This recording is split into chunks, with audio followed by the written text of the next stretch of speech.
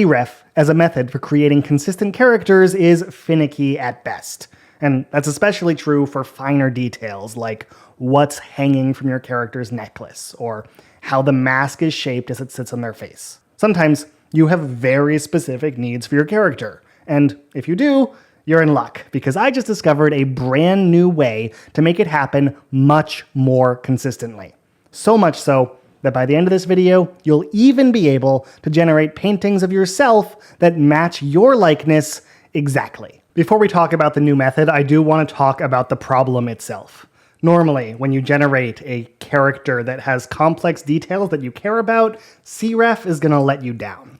You can see here, we have this girl with owl makeup, and you can see there's sort of lines under her eyes. She's got these sort of gray-green eyes and feathers above her head, and her nose is visible. Whereas if you go to the next image that generated right next to it with the same prompt and the same Cref, suddenly there's a beak, and there's no markings under his eyes. The feathers actually go all the way underneath. And here is another totally different character. You can see how sometimes the eye color changes, and really, the character consistently changes instead of looking consistently the same. I think of Cref as less like consistent character and more like consistent character design. What you really want is to be able to generate the same person so that they consistently look the same from any angle, as if they're a part of a single photo shoot with a bunch of images of that character being taken at the same time. And as we can see, Cref doesn't cut it. And if you have an even more complex goal, it just gets even harder. Here,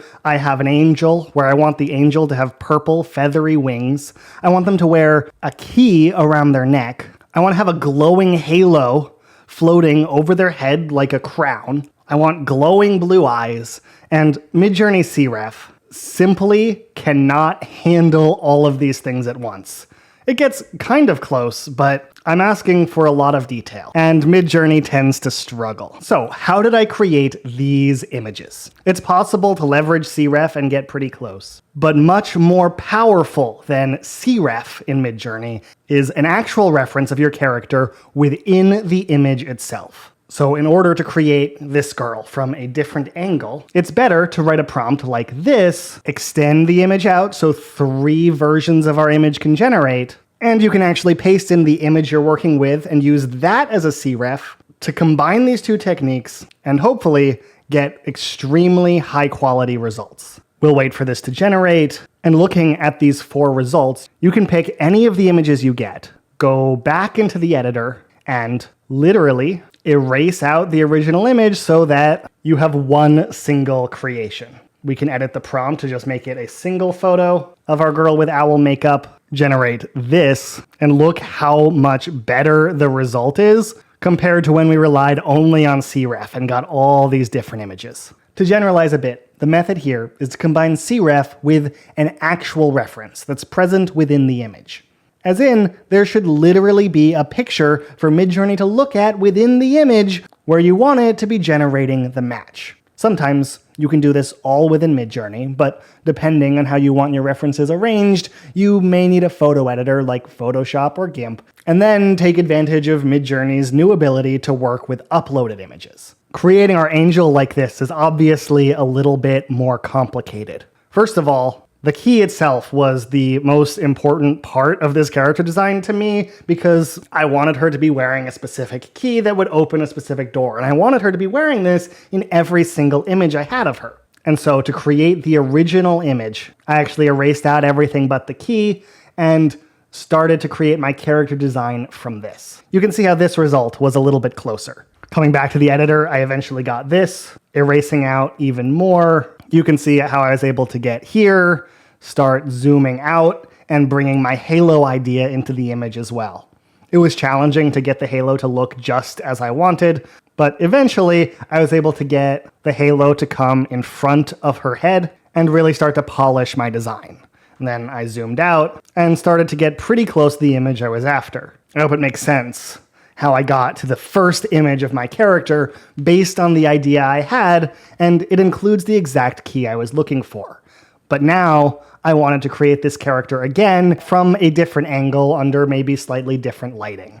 But in order to keep all of my details, I couldn't simply use the editor within Midjourney and pan and drag this around, I actually needed to go to the new editor where I could upload images. Because I didn't want a close approximation to my necklace, I wanted the exact key to be around her neck again, even though the image would be different. And so in my photo editor program, I put a cropped in version on the necklace over here and then erased out everything else so that it could use this reference, but also generate a pretty close approximation to the same character. Obviously, I used the cref from the image I had created and a pretty simple prompt to get this generated. I workshopped it a little bit and had a little bit of finessing until eventually I got one I liked a little bit more. And then I started cleaning up the image, and this was my end result. Looking really quite similar to the angel I spent so much time perfecting.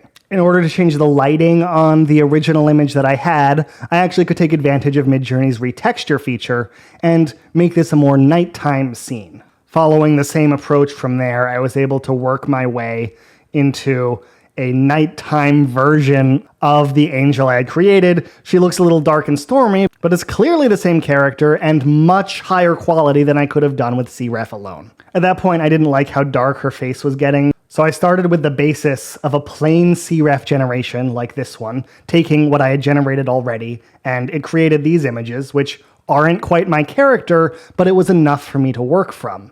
I took this image into my photo editor and combined it with the reference I had been using to create this. I cut out a little snag of her necklace and put it right here, and suddenly Midjourney had everything it needed to turn this into exactly the character I was after, and I could leverage cref in order to generate this image with the reference. I actually created this image in Photoshop in its entirety. There's literally a transparency layer here, and if you upload an image with transparency to Midjourney's editor, it treats it as something you've erased, and so I didn't need to do anything else for Midjourney to fill in the details and actually put in the necklace, the eyes of my character, and have it look really perfect for what I was after. The one thing that wasn't coming through when I did this was I was hoping the halo would show up here. You can see no halo in any of these images that I generated. I tried to get it by writing it into the prompt, but it just made her hair glow a little bit. And so to overcome that, I went back to my photo editor in Photoshop and grabbed this little chunk over here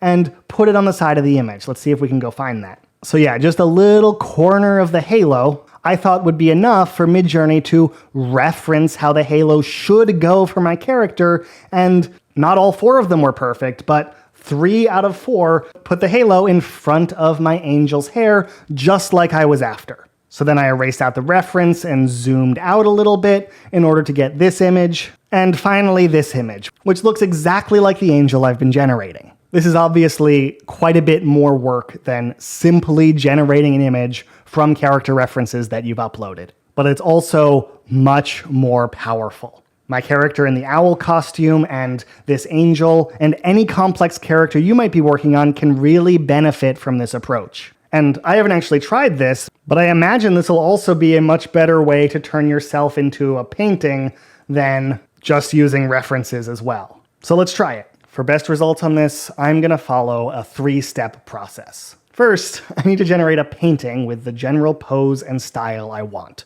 That's as simple as writing a prompt. An oil painting of a man with short brown hair, a cane, and surrounded by fruit. He is in front of a red curtain.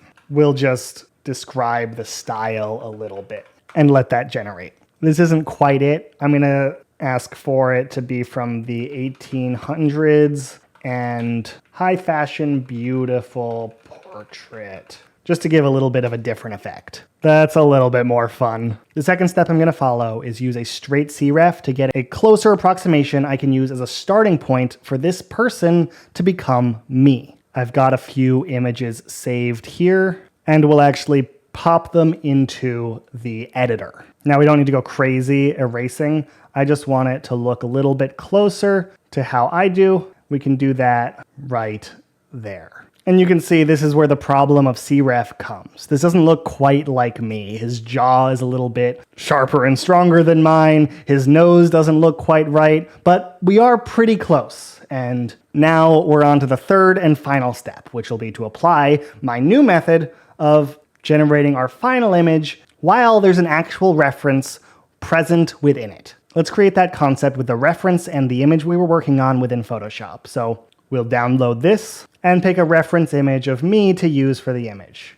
Put this here. I'm just going to mask this out so we don't have too much, and add our generation. Now I actually want to zoom in a little closer onto the face of the character I'm generating, because this is where I want Midjourney to make the changes to match my likeness. And now we have something to work with. We'll go back into Midjourney, open up the editor, upload the image we just made, and now let's see what we can do. We'll start by erasing the eyes and this chin, as well as some of the shading here that really doesn't seem like me. Write a quick prompt, something along the lines of side by side photo reference and painting. We'll just say dark brown eyes. I'll erase my nose a little and just say wide nose and friendly smile. A bit of stubble under the chin. I'll use my snipping tool just to create my character reference and paste it in right there, so that now we have a real reference and a character reference to create, hopefully, the perfect image.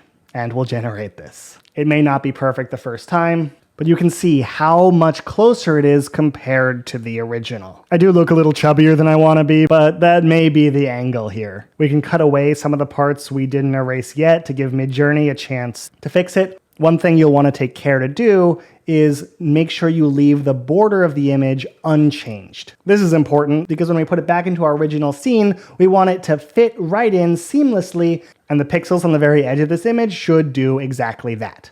So we can regenerate this one more time, and let's see how we do. Oh, I am really optimistic that this will be excellent. Wow. What an amazing result. If it's important to include a freckle, I'm not sure Midjourney will be able to pull this off, but I do want to try. We can erase some of these places where freckles exist and make a reference to that in the prompt. And again, Midjourney will be able to pay attention to the reference here and apply it to our generation. So let's see if that works. Hey, 1 out of 4 isn't too bad. It put our freckle right there, just like I have in my reference image. It never would have been able to get that right otherwise. So now let's take this back, download the image, and see the final result in Photoshop. We can get rid of our reference. We can zoom this back and align it and align the corners. And now it's just a matter of alignment. My tip for this is to lower the opacity until it's about half and see if you can align a specific part of the image. Like here, I've got this collar and we can use that. And that gets us pretty dang close. Bring our opacity back up. Check the very close up of our alignment, and that looks right about perfect. And oh my God, that's me. Because it can look at this while it's generating this, we get a lot more control over things that normally have a lot of randomness in Midjourney. And to me, that's really the power of this method, to create complex characters. When you have very specific requirements, using an actual reference instead of just a character reference can have amazing results. If you liked this video, thought it was interesting, or wonder why it helps to start with zoomed in photos like this or like that of the necklace and then work your way out by zooming out into the image that you actually want, well, I highly recommend you watch this video next, because it doesn't just explain how to do that in detail, it also explains why. Thank you so much for watching, and I'll see you in the next one.